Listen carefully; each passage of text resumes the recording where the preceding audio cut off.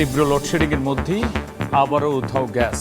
CNG স্টেশনে গাড়ির দীর্ঘ সারি, অনেক বাসায় জ্বলছে না চুলার। সংকটের জন্য অতীতের ভুল নীতিকে দায়ী করলেন প্রতিমন্ত্রী। ওবায়দুল কাদের সহ 7 আসামির মানবতা বিরোধী অপরাধ প্রমাণিত। শেষ হলো যুক্তিতর্ক উপস্থাপন। সর্বোচ্চ সাজার আশা প্রসিকিউশনের। সম্পত্তি বাজেয়াপ্তের আবেদন।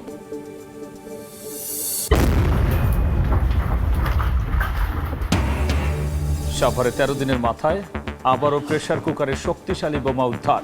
নিষ্ক্রিয় করল বোম ডিসপোজাল ইউনিট। বরিশালে আদালতের প্রধান ফটকে বিস্ফোরণে আতঙ্ক। সিলেটে নিজ বাসা থেকে স্বামী স্ত্রী ও গৃহকর্মীর মরদেহ উদ্ধার। বারান্দায় রক্ত দেখে পুলিশে খবর দেয় প্রতিবেশীরা। আটক 1। তদন্তে আইন শৃঙ্খলা বাহিনী। এবং একাদশ শ্রেণীতে ভর্তির আবেদন শুরু 15 সেপ্টেম্বর। 12 নভেম্বর থেকে ক্লাস। ফি বেশি নিলে ব্যবস্থা। দেরি হওয়ায় সিলেবাস নিয়ে সুনির্দিষ্ট পরিকল্পনার পরামর্শ।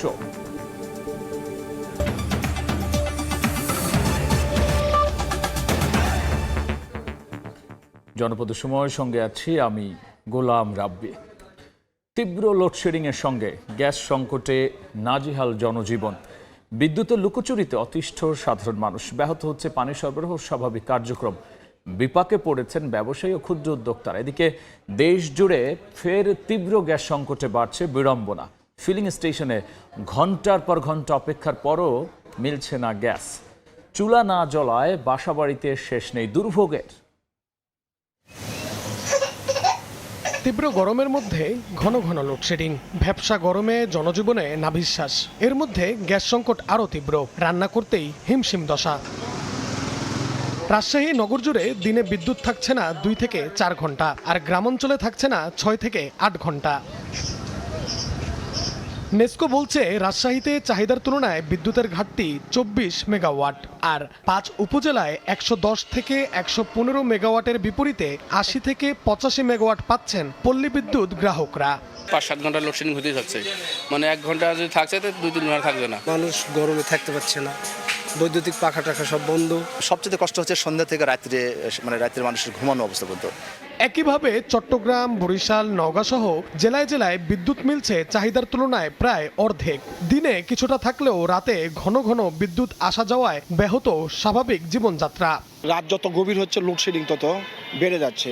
বিদ্যুৎ থাকিচ্ছে না, আধা ঘন্টা 1 ঘন্টা থাকে আবার চলে যাচ্ছে, আবার 2 ঘন্টা নেয় আবার আসছে। এইভাবে গাড়ি চলবে আমাদের। এদিকে মাসখানেক ধরেই গ্যাস সংকটে ধুঁকছে সারা দেশ। মাঝে কয়েকদিন পরিস্থিতির কিছুটা উন্নতি হলেও ফের এলএনজি সরবরাহ কমায় আবারও তীব্র ভোগান্তিতে মানুষ। রাজধানীর ফিলিং স্টেশনগুলোতে ঘন্টার পর ঘন্টা লাইনে দাঁড়িয়েও মিলছে না গ্যাস। গ্যাস নিতে গেলে 3-4 ঘন্টা লাগে। এখন খুব খারাপ অবস্থা বর্তমানে, মানে গ্যাসের। সকাল 6টা বাজে গ্যাসের সিরিয়াল ধরছি ভাই, এখন পর্যন্ত সিরিয়াল তৈরি হয়েছে। 229 টাকার গিয়ার ঢুকছে। এই হলো অবস্থা, সারা রাত দিন অবস্থা টাইট গেছে। মহেশখালীতে এলএনজি টার্মিনাল মেরামতের অজুহাত নাকি গ্যাস সংকটের পেছনে অন্য কোনো চক্র জড়িত, সেই প্রশ্নও তুলেছেন গ্যাস সংগ্রহে আসা সাধারণ মানুষ। 9:30 বাজে পাম্পে ঢুকছি, পাম্পের গেটও তো গেছি, লাইনও গ্যাস নাই। গত বুধবার, বৃহস্পতিবার, শুক্রবার, শনিবার এই 4 দিন ভালো ছিল, আবার যাতাই। এটা সিন্ডিকেটই চলতেছে, এটা অনেক দিন, এই কয়েক 2-3 মাসটাই একই অবস্থা। গ্যাসের হাহাকারে সংকটে আবাসিক খাত। কলাবাগান, ধানমন্ডি, মিরপুর, লালমাটিয়া, মোহাম্মদপুর সহ রাজধানীর অনেক এলাকার বাসাবাড়িতেও জ্বলছে না চুলা। আমাদের এখানে বিগত 10-12টা বিল্ডিং এ একবার টোটাল গ্যাস নাই। 3 দিন হইতে আমরা কোনো গ্যাসও পাই না, খাইতেও পারি না, ভাত খাওয়া তো বন্ধ, না খাওয়ানোর অবস্থা। আগামী সপ্তাহ থেকে গ্যাস সরবরাহ স্বাভাবিক হতে পারে বলে আশা গ্যাস বিতরণ সংস্থাগুলোর। নাইম হাসান, সময় সংবাদ। অতীতের ভুলনীতির কারণেই গ্যাস বিদ্যুৎ সংকট সৃষ্টি হয়েছে বলে মন্তব্য করেছেন বিদ্যুৎ ও জ্বালানি প্রতিমন্ত্রী অনিন্দ ইসলাম অমিত। সচিবালয় ব্রিফিংয়ে তিনি বলেন, প্রাকৃতিক দুর্যোগের কারণে এলএনজি খালাস ব্যাহত হওয়ায় গ্যাস সরবরাহে স্থবিরতা দেখা দিয়েছে। কৌশলে বিদ্যুৎ পরিস্থিতি স্বাভাবিক করার চেষ্টা চলছে বলেও জানিয়েছেন প্রতিমন্ত্রী। এক্সেলার টার্মিনালে এমনিতে 50% ক্যাপাসিটিতে রান করছে due to boiler fault. Whereas আবার সামিট টার্মিনালে বে অফ বেঙ্গলের রাফ থাকবার কারণে আমরা cargo still waiting for discharge. That is the problem. বিগত সরকারগুলো কোনো মধ্যমেয়াদী, কোনো দীর্ঘমেয়াদী কোনো সমাধান সূত্র খোঁজেননি, তাৎক্ষণিক সমাধানের পথে গেছেন বলে আজকে হঠাৎ করে একটি সংকট হয়েছে। দেশীয় উৎপাদন রাতারাতি বাড়ানো সম্ভব নয়, এটা আপনারা জানেন, একটা দীর্ঘমেয়াদী একটা ব্যাপার। গ্যাস যদি আপনি পর্যাপ্ত সাপ্লাই না করতে পারেন তাহলে বিদ্যুতের সংকট হবে, পাওয়ার প্ল্যান্টটা না দিতে পারে। তারপর আমরা একটা কৌশল নিয়েছি, আমরা আশা করছি বিদ্যুৎ পরিস্থিতির কিছুটা হলে উন্নতি হবে। সামাজিক মাধ্যমে আওয়ামী লীগের ওপর থেকে নিষেধাজ্ঞা তুলে নেওয়ার তথ্য গুজব বলে জানিয়েছেন তথ্য সম্প্রচার মন্ত্রী জহিরুদ্দিন স্বপন। এদিকে প্রধানমন্ত্রীর রাজনৈতিক উপদেষ্টা রুহুল কবির রিজভী বলেছেন, মুক্তিযুদ্ধ বিরোধী কোনো শক্তিকে জনগণ আর সুযোগ দেবে না। জিয়া পরিবারকে বিপর্যস্ত করতে সব চেষ্টা করেছে ফ্যাসিবাদী সরকার। শহীদ রাষ্ট্রপতি জিয়াউর রহমান ও সাবেক প্রধানমন্ত্রী খালেদা জিয়ার কনিষ্ঠ পুত্র আরাফাত রহমান কোকোর 57তম জন্মবার্ষিকীতে রাজধানীর বনানী কবরস্থানে আসেন বিএনপির নেতাকর্মীরা। সবাইকে নিয়ে প্রয়াত কোকোর কবরে শ্রদ্ধা জানান বিএনপির সিনিয়র যুগ্ম মহাসচিব রুহুল কবির রিজভী ও ক্রীড়া প্রতিমন্ত্রী আমিনুল হক। পরে রুহুল কবির রিজভী বলেন, মুক্তিযোদ্ধা পরিবার বলেই জিয়াউর রহমানের উত্তরসূরিদের পরিকল্পিতভাবে ধ্বংস করার চেষ্টা করেছে ফ্যাসিবাদী সরকার। এ সময় মুক্তিযুদ্ধ বিরোধী কোনো শক্তিকে জনগণ আর সুযোগ দেবে না বলে হুঁশিয়ারি দেন তিনি। মুক্তিযুদ্ধের এই পরিবারকে ধ্বংস করার জন্য শেখ হাসিনা এমন কোনো কাজ করেননি, কারণ মুক্তিযুদ্ধে তার পরিবারের অবদান নাই। প্রকারান্তরে ৭১কে ছোট করার জন্য, ৭১কে ইতিহাস থেকে মুছে দেওয়ার জন্য বর্তমানে কোনো রাজনৈতিক দল প্রচেষ্টা চালাচ্ছে। রাজধানীর ফরেন সার্ভিস একাডেমিতে যুব দিবসের অনুষ্ঠান শেষে তথ্য ও সম্প্রচার মন্ত্রী বলেন, আওয়ামী লীগের কার্যক্রমের উপর নিষেধাজ্ঞা প্রত্যাহার নিয়ে সামাজিক যোগাযোগ মাধ্যমে ছড়িয়ে পড়ার তথ্য গুজব। আওয়ামী লীগের উপর নাকি নিষেধাজ্ঞা তুলে নেওয়ার একটা গুজব ছড়িয়ে পড়েছে। এই ধরনের কোনো গুজব এখন পর্যন্ত সরকারের কানে আসেনি। যে গুজব কানে আসে নাই সে বিষয়কে আমরা এখন পর্যন্ত কগনিজেন্সে নিতে চাচ্ছি না। এ সময় তরুণদের মানব সম্পদে পরিণত করতে সরকার কাজ করছে বলে জানান যুব প্রতিমন্ত্রী। মানিক মোহাম্মদ ওমর, সময় সংবাদ, ঢাকা। জুলাই হত্যা মামলা ওবায়দুল কাদের সহ 7 আসামির মানবতা বিরোধী অপরাধের প্রমাণ মিলেছে। যুক্তিতর্ক উপস্থাপন শেষে এই তথ্য জানিয়েছেন চিফ প্রসিকিউটর। তার আশা, আসামিদের সর্বোচ্চ সাজা নিশ্চিত করা সম্ভব হবে। আবেদন করা হয়েছে সম্পত্তি বাজেয়াপ্ত করার। জুলাই আন্দোলনের উত্তাল সময়ে বৈষম্য বিরোধী ছাত্র আন্দোলনের সমন্বয়কদের ডিবি কার্যালয়ে আটকে রাখা এবং পরে তাদেরকে আপ্যায়নের ছবি সামাজিক যোগাযোগ মাধ্যমে ছড়িয়ে পড়ায় দেশ জুড়ে তীব্র প্রতিক্রিয়া ও সমালোচনার ঝড় ওঠে। এবার সেই ঘটনার নেপথ্যের তথ্য সামনে এলো প্রসিকিউশনের মাধ্যমে। ট্রাইব্যুনালে দাখিল করা কার্যক্রম নিষিদ্ধ আওয়ামী লীগ সাধারণ সম্পাদক ওবায়দুল কাদের এবং তৎকালীন স্বরাষ্ট্রমন্ত্রী আসাদুজ্জামান খান কামালের ফোনালাপ বিশ্লেষণে স্পষ্ট হয়, ছবি প্রকাশ শুধু ডিবি কার্যালয়ের অভ্যন্তরীণ সিদ্ধান্ত ছিল না, এর পেছনে ছিল তৎকালীন স্বরাষ্ট্রমন্ত্রীর সরাসরি নির্দেশনা। উনি তো খুব অ্যাডামেন্ট, আমরা সরাই নেই, ওই রাখছে ডিএমপিতেই রাখতেছি। উনি বলছিলেন অন্যখানে দিতে, আমি ডিএমপিতেই রেখে দিচ্ছি। একটু নেত্রীও তো বিরক্ত হয়েছে, খাওয়াই ওইসব কেন? না না, এ খাওয়ার ডিসিশনটা কে দিয়েছে স্যার? আমার স্বরাষ্ট্রমন্ত্রী, আমার এসডির চিফ, এরা দিয়েছে খাওয়ানোর জন্য। তারা নির্দেশ দিয়েছে তোমাকে ছবি তুলে বাইরে পাঠাতে। জি স্যার, জি স্যার, ছবি তোলা প্লাস হলো বিবৃতিটা প্রকাশ, ছবিটা নিজের কাছে রেখে দিবা। না না, ওনারা তো বলছে প্রকাশ করার জন্য। প্রসিকিউশনের তথ্য মতে ওবায়দুল কাদেরের সঙ্গে অন্য এক কথোপকথনে উঠে আসে, সমন্বয়কদের ছবি প্রকাশের পর গোয়েন্দা কর্মকর্তা হারুনের ভূমিকায় শেখ হাসিনা কতটা অসন্তুষ্ট ছিলেন। চিফ প্রসিকিউটর জানান, ট্রাইব্যুনালে যে ধরনের অকাট্য তথ্য প্রমাণ ও অডিও রেকর্ড উপস্থাপন করা হয়েছে তাতে ওবায়দুল কাদের সহ 7 আসামির সর্বোচ্চ সাজা নিশ্চিত করা সম্ভব হবে। ওবায়দুল কাদেরের যে সহযোগী অন্য যে 6 জন, তারাও কিন্তু এরকমই দায়িত্বজ্ঞানহীন, তারা রাজনৈতিক নেতা, তারা মানবতা বিরোধী অপরাধ সংগঠন করেছে, তাদের ব্যক্তিগত দায় আছে, তাদের সুপিরিয়র কমান্ড দায় আছে। সেই কারণে 2টি দায়েরই আমরা সর্বোচ্চ শাস্তি তাদেরকে আমরা চেয়েছি। জুলাই আন্দোলন দমনে সারা দেশে 3,05,000 গুলি ব্যবহার করা হয়েছে বলেও জানায় প্রসিকিউশন। শাহরিয়ার শৌমিক, সময় সংবাদ, ঢাকা।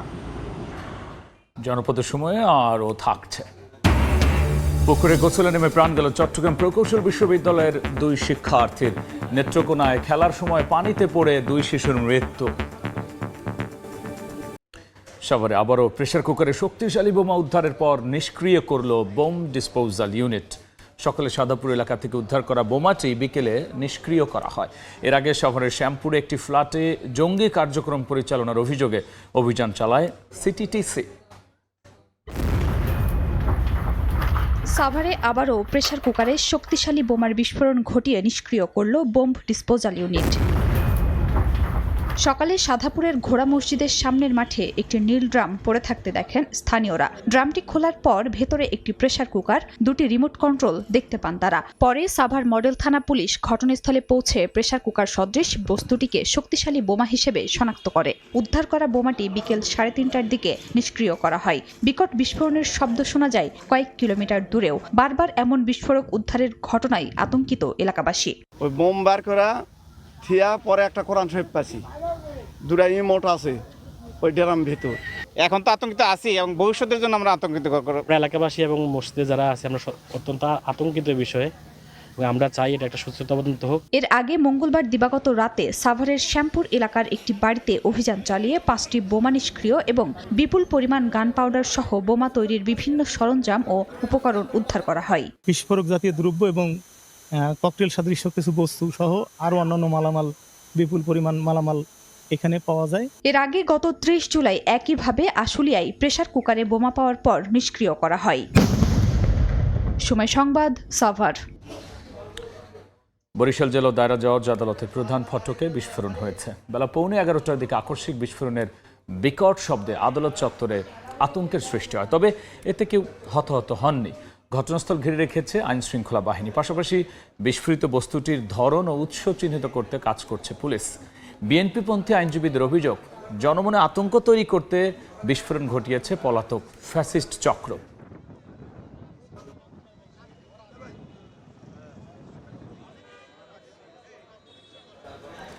এবার সরকারের 180 দিনের বিশেষ রিপোর্ট।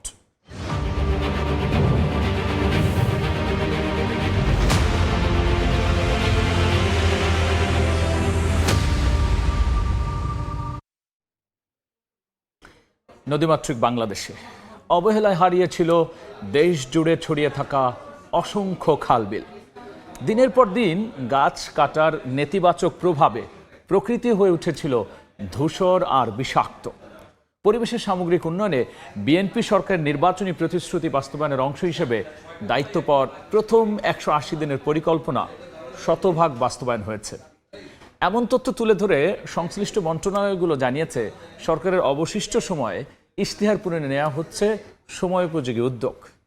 মুরসালিন হক জুনায়েদের রিপোর্টে জানব বিস্তারিত। বৈশ্বিক জলবায়ু পরিবর্তনে ক্ষতিগ্রস্ত হওয়ার পাশাপাশি দেশের ভেতরে নদী, খাল, বিল শুকিয়ে যাওয়া আর সবুজ হারিয়ে যাওয়া সব মিলে পরিবেশগত সমস্যা সমাধানে ত্রয়োদশ সংসদ নির্বাচনের ইশতেহারে 5 বছরে সারা দেশে 20,000 কিলোমিটার খাল খনন বা পুনঃখনন এবং 25 কোটি বৃক্ষরোপণের কথা জানায় বিএনপি। রাষ্ট্র পরিচালনার দায়িত্ব পাওয়ার পর শুরু হয় প্রতিশ্রুতি বাস্তবায়ন, নেওয়া হয় 180 দিনের পরিকল্পনা। এই সময়ে 1200 কিলোমিটার খাল খনন এবং 3.5 কোটি গাছের চারা রোপণে যে উদ্যোগ নেওয়া হয়েছিল নির্ধারিত সময়ে তা সম্পন্ন হয়েছে বলে জানিয়েছেন সংশ্লিষ্ট মন্ত্রীরা। আগামী 15-20 দিনের ভিতরে আমরা 3.5 কোটি বৃক্ষরোপণ শেষ করা। আমাদের যে কমিটমেন্ট ছিল আমরা সেগুলা ম্যাক্সিমামটাই ফুলফিল করেছি। 1200 কিলোমিটার খাল খনন কর্মসূচি ইতিমধ্যে সমাপ্ত করেছি।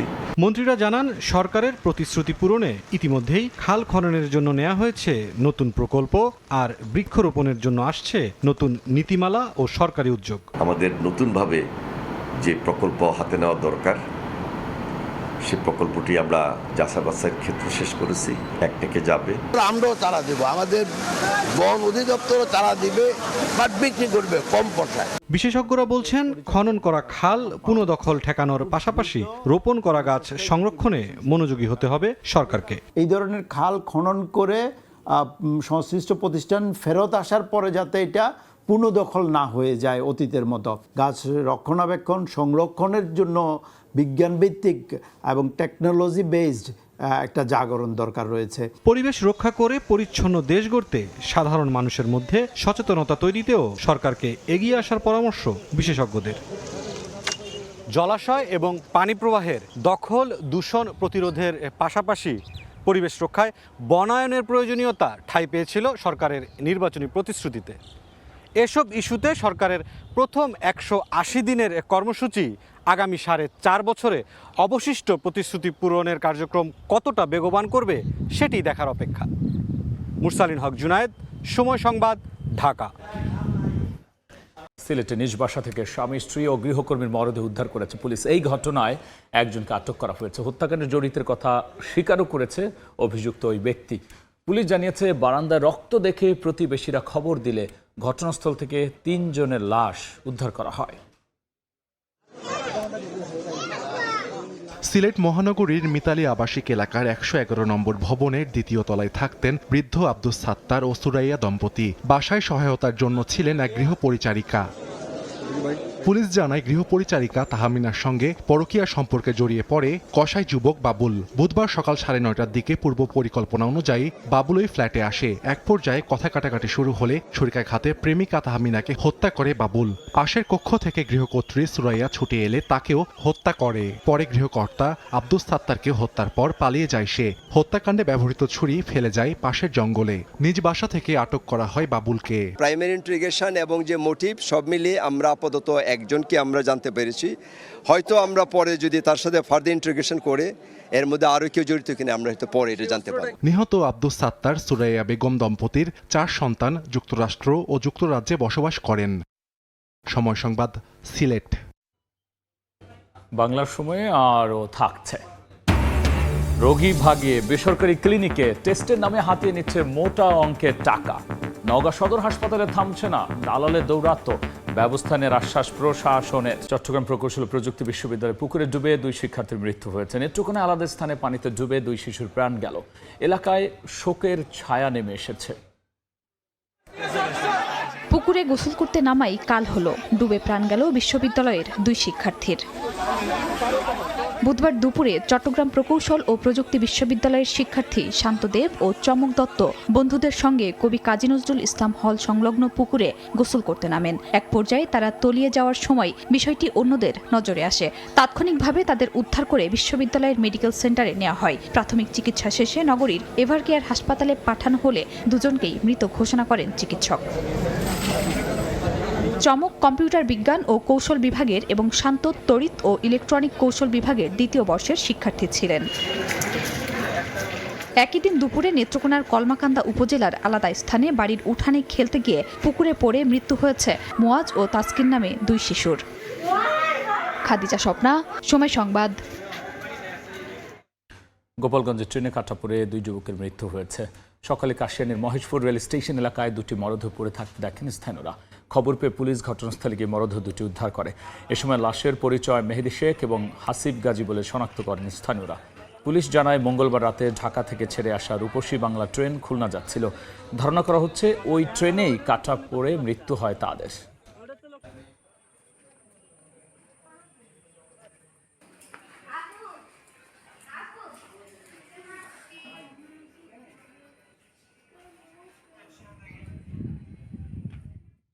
খুলনায় ইটভাটার ভেতরে ঢুকে যুবককে গুলি করে হত্যা করেছে দুর্বৃত্তরা। স্বজনরা জানান, মঙ্গলবার রাতে রূপসা উপজেলার মেসার্স রূপসা ব্রিক্স ইটভাটা পাহারা দিচ্ছিলেন। ফখরুল নামে এক যুবক ভাটায় বিভিন্ন সময় চুরি হওয়ায় মাঝে মধ্যে পাহারা দিতেন তিনি। রাত 1টার দিকে কয়েকজন দুর্বৃত্ত ইটভাটার ভেতরে প্রবেশ করে ফখরুলকে গুলি করে পালিয়ে যায়। গুলির শব্দ শুনে স্থানীয়রা গুরুতর অবস্থায় উদ্ধার করে উপজেলা স্বাস্থ্য কমপ্লেক্সে নিলে চিকিৎসক তাকে মৃত ঘোষণা করেন। ঘটনায় জড়িতদের শনাক্ত ও গ্রেফতারে কাজ করছে পুলিশ।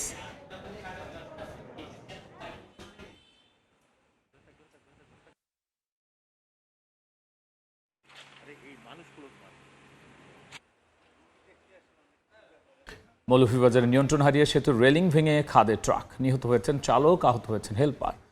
সকালে তেলবাহী ট্রাক ঢাকা থেকে সিলেটে যাচ্ছিল। রাজনগর ধামরাই সেতুর উপর আসলে নিয়ন্ত্রণ হারিয়ে রেলিং ভেঙে খাদে পড়ে যায়। এতে ঘটনাস্থলে ট্রাক চালকের মৃত্যু হয়। আহত হন ট্রাকের হেলপার। খবর পেয়ে ফায়ার সার্ভিস ঘটনাস্থলে এসে মরদেহ উদ্ধার করে। একাদশ শ্রেণীর ক্লাস শুরু হবে 12 নভেম্বর, আর ভর্তি আবেদন শুরু হচ্ছে 15 সেপ্টেম্বর থেকে। এবারও ভর্তি ফি সর্বোচ্চ 8,000 টাকা নির্ধারণ করেছে শিক্ষা বোর্ড। কোনো কলেজ অতিরিক্ত ফি নিলে আইন অনুযায়ী ব্যবস্থা নেওয়ার হুঁশিয়ারি বোর্ডের। সেদিকে দেরিতে ক্লাস শুরু হওয়ায় সিলেবাস নিয়ে সুনির্দিষ্ট পরিকল্পনার পরামর্শ সংশ্লিষ্টদের। নুরিয়া আলমের রিপোর্ট। এবার এসএসসি পরীক্ষায় পাশ করেছে 11,38,877 জন শিক্ষার্থী। এর বিপরীতে সরকারি এবং বেসরকারি কলেজে আসন আছে 25 লাখের মতো। এরই মধ্যে একাদশ শ্রেণীতে ভর্তি নীতিমালার খসড়া চূড়ান্ত করেছে শিক্ষা বোর্ড। প্রথম পর্যায়ে আবেদন 15 সেপ্টেম্বর থেকে শুরু হয়ে 30 সেপ্টেম্বর পর্যন্ত চলবে। নির্বাচিত শিক্ষার্থীদের ফল প্রকাশ হবে 10 অক্টোবর। দ্বিতীয় পর্যায়ে আবেদন শুরু হবে 15 অক্টোবর আর ফল প্রকাশ 19 অক্টোবর। তৃতীয় পর্যায়ে আবেদন 23 অক্টোবর আর ফল প্রকাশ হবে 26 অক্টোবর। 10 নভেম্বরের মধ্যে শেষ হবে ভর্তি কার্যক্রম। ফলাফলটা যেহেতু 20 দিন পিছিয়েছে, সেই ক্ষেত্রে আমাদেরকে ভর্তি শিডিউলটাকেও টেনে পিছনে নিতেই হচ্ছে। একাদশ শ্রেণীতে রাজধানীর কলেজগুলোর জন্য সর্বোচ্চ 8,000 টাকা ভর্তি ফি নির্ধারণ করা হয়েছে। ঢাকা মহানগর বাদে অন্য শহরগুলোতে বাংলা মাধ্যমে 5,000 টাকা ও ইংরেজি ভাষণে 6,000 টাকা, আর জেলা পর্যায়ে সর্বোচ্চ বাংলা মাধ্যমে 3,000 এবং ইংরেজি ভাষণে 4,000 টাকা নেওয়া যাবে।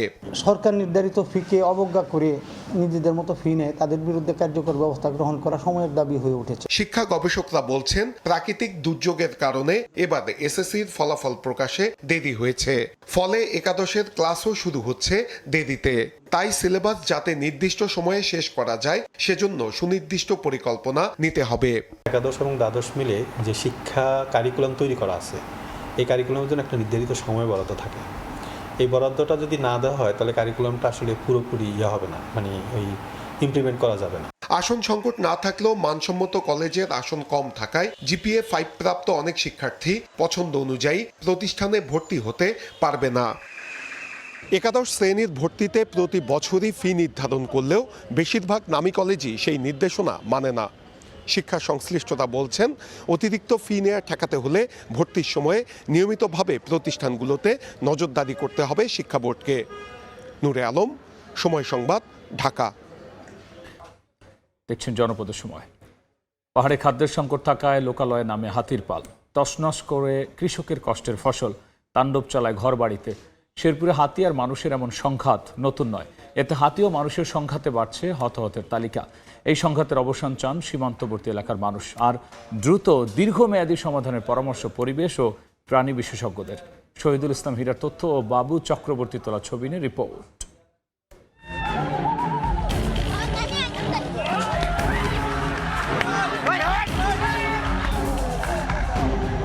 বন্য হাতির পাল পাহাড় থেকে নেমে এসেছে লোকালয়ে। হাতির তাণ্ডব থেকে বসতবাড়ি ও ফসল রক্ষায় হাতি মানুষের এই দ্বন্দ্ব আবহমান কালের। যুগের পরিক্রমায় এই সংঘাতে প্রাণ হারাচ্ছে কখনো হাতি, কখনো মানুষ। একসময় শেরপুরের গারো পাহাড়ের বিস্তীর্ণ এলাকা ছিল বন্য হাতির অবাধ বিচরণ, কিন্তু হাতির আবাসস্থল দখল করে গড়ে উঠেছে মানুষের বসতি ও ফসলের মাঠ। ফলে খাবার ও নিরাপদ আশ্রয়ের সন্ধানে হাতির দল এখন পাহাড় ছেড়ে নেমে আসছে লোকালয়ে। জেলার শ্রীবর্দী, ঝিনাইগাতি ও নালিতাবাড়ির সীমান্ত ঘেঁষা গারো পাহাড়ে দীর্ঘদিনের এক ভয়াবহ সমস্যা বন্য হাতি ও মানুষের সংঘাত। জেলার 19,000 একর জমির মধ্যে প্রায় 2,500 একর বনভূমি দখল করে বসতি স্থাপন করা হয়েছে। এতে বনাঞ্চলে কমছে হাতির খাবার, সংকুচিত হচ্ছে বন্য হাতির চলাচলের স্বাভাবিক পথ। ধানের সিজনে আসে একবার, হয়তো বেশি আসে, অন্য সিজনে কম আসে। যে সময় আমরা তাড়াইতে যাই মশাল দিয়ে, তখনই হাতির সঙ্গে আমাদের খুবই একটা দ্বন্দ্ব। যাতে বন রক্ষা হয়, আমরা যেন এই হাতি বা বন্য প্রাণীর অত্যাচার থেকে রক্ষা পাই, আমরা যেন বাঁচতে পারি, সরকারের কাছে আমাদের এই আকুল আবেদন। সংঘাত কমাতে পাহাড়ে হাতির জন্য খাদ্য ও বাগান সহ নানা উদ্যোগ নেয়ার দাবি বন্যপ্রাণী ব্যবস্থাপনা ও প্রকৃতি সংরক্ষণ বিভাগের। আর হাতি মানুষের এই সংঘাতের সমাধানের তাগিদ পরিবেশবিদ ও প্রাণী বিশেষজ্ঞের।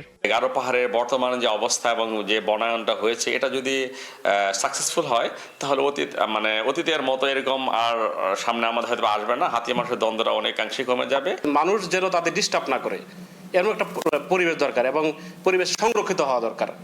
মানুষের জন্য সেফটি একটা জায়গা দরকার। দুই দিকে বিবেচনা করে পদক্ষেপ নিতে হবে। প্রাণহানির ঘটনা এড়াতে আমাদেরকে অবশ্যই বনকে বনের মতো এবং হাতিকে হাতির মতো থাকতে দিতে হবে, আর বন থেকে মানুষকে সরিয়ে আনতে হবে। এদিকে বনভূমি দখল করা, হাতির আবাসস্থল রক্ষা এবং সংঘাত কমাতে চেষ্টা চলছে বলে জানান জেলা প্রশাসক। একটি আবেদন আমরা ঊর্ধ্বতন কর্তৃপক্ষ বরাবর, অর্থাৎ সরকার বরাবর আমরা প্রেরণ করব, যাতে হচ্ছে হাতিদের জন্য একটা অভয়ারণ্য এই এলাকায় হয়। সে ব্যাপারে আমরা কাজ করছি। বন বিভাগের তথ্য মতে হাতি এবং মানুষের সংঘাতে 2014 সাল থেকে এখন পর্যন্ত এ অঞ্চলে মারা গেছে 33টি বন্য হাতি আর প্রাণ হারিয়েছেন 34 জন মানুষ। সময় সংবাদ, শেরপুর। জনপদের সময় শীর্ষ সংবাদ জানিয়ে দিচ্ছি আরও একবার। তীব্র লোডশেডিং এর মধ্যেই আবারও উধাও গ্যাস। সিএনজি স্টেশনে গাড়ির দীর্ঘ সারি, অনেক বাসায় জ্বলছে না চুলা। সংকটের জন্য অতীতের ভুল নীতিকে দায়ী করলেন প্রতিমন্ত্রী। ওবায়দুল কাদের সহ 7 আসামির মানবতা বিরোধী অপরাধ প্রমাণিত। শেষ হলো যুক্তিতর্ক উপস্থাপন। সর্বোচ্চ সাজার আশা প্রসিকিউশনের। সম্পত্তি বাজেয়াপ্তের আবেদন। সাভারে 13 দিনের মাথায় আবারও প্রেসার কুকারের শক্তিশালী বোমা উদ্ধার। নিষ্ক্রিয় করল বোম ডিসপোজাল ইউনিট। বরিশালে আদালতের প্রধান ফটকে বিস্ফোরণে আতঙ্ক।